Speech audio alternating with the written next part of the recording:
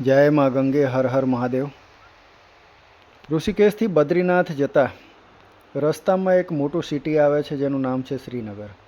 આ એક જ એવું સિટી છે જે બદ્રીનાથ કેદારનાથ જતા રસ્તાની અંદર આપણને સારી એવી સગવડો ત્યાં મળી રહેતી હોય છે અને કોઈ પણ જીવન જરૂરી વસ્તુઓ પણ આપણે ત્યાં ખરીદી શકીએ છીએ।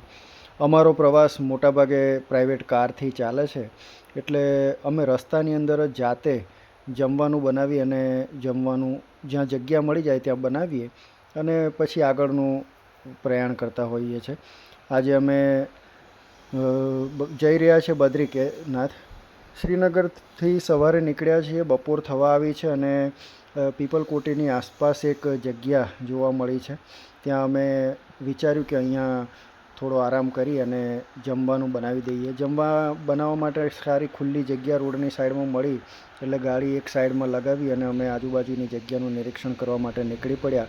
તો ત્યાં થોડેક જ દૂર જોયું તો રોડથી થોડુંક અંદર ગયા પછી આ એક સુંદર નજારો જોવા મળ્યો। અલકનંદા નદી આમ તો છેક બદ્રીનાથથી આપણી સાથે ને સાથે ઋષિકેશ સુધી ચાલતી હોય છે, દેવપ્રયાગ સુધી, પણ આ નદી આટલી નજીકથી જોવા મળશે એવું વિચાર્યું નહોતું, એટલે મારો જિજ્ઞાસુ જીવ એ હાથ ન રહ્યો અને હું નીકળી પડ્યો ચાલતો ચાલતો।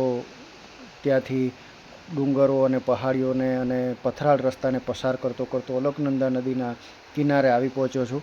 અલકનંદા નદીનું વહેતું આ જળ, ખળખળ વહેતો પ્રવાહ, અને એ પ્રવાહ લાગી રહ્યો છે આમ તો થોડોક ચંચળ લાગી રહ્યો છે, પણ નજીકથી જોઈએ તો એનું ઘર્ષણ અને એનું જે બળ છે, એનું જે ખેંચાણ છે એ બહુ ભારે છે। એટલે આની અંદર કોઈ મશ્કરી ન કરી શકાય, આની અંદર ઉતરી ન શકાય, કારણ કે ગમે ત્યારે તણાઈ જઈએ અને આમે અજાણ્યા પાણીમાં ઉતરવું ન જોઈએ। અહીંયા નદીના પ્રવાહમાં તણાઈને આવેલા ગોળ મટોળ પથ્થરો આપણને ખૂબ આકર્ષિત કરે છે। અહીંયા સ્થાનિક લોકો રહેતા હશે એવું પણ આજુબાજુના વાતાવરણ ઉપરથી લાગી રહ્યું છે અને હું હવે છેક નદીના પટ સુધી આવી ગયો છું, માં અલકનંદાના કિનારે, અને અલકનંદા નદીનું આ થોડુંક મટમેલું પાણી જોઈ અને ગંગાજળ અને અલકનંદાનું જળ એની અંદર આટલો એક તફાવત જોવા મળે છે। આમ તો બધું ગંગાજળ જ કહેવાય, કારણ કે અલકનંદા પણ આગળ જઈએ અને માં ગંગામાં જ મળી જાય ભળે છે, એટલે અલકનંદા કહો કે ગંગા કહો એક જ છે। પણ આનું આ દૂધિયું પાણી એની એક અલગ જ ઓળખ છે અને મેં માં અલકનંદાને ચરણ સ્પર્શ કરી, માથે જળ ચડાવી અને વંદન કર્યા અને ત્યારબાદ થોડોક અહીંયા બેસી અને માના ખોળામાં જાણે બેઠા હોય એવો આનંદ અને એવો હાશકારો પ્રાપ્ત કર્યો, મેળવ્યો।